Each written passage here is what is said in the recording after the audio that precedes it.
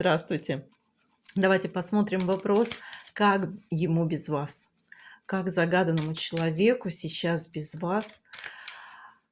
Девчат, кому нужны более подробные расклады, переходите, пожалуйста, на мой канал.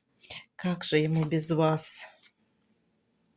Ну, не хватает ему эмоциональной душевности. Тяжело ему без вас. Нет той стабильности, которая была.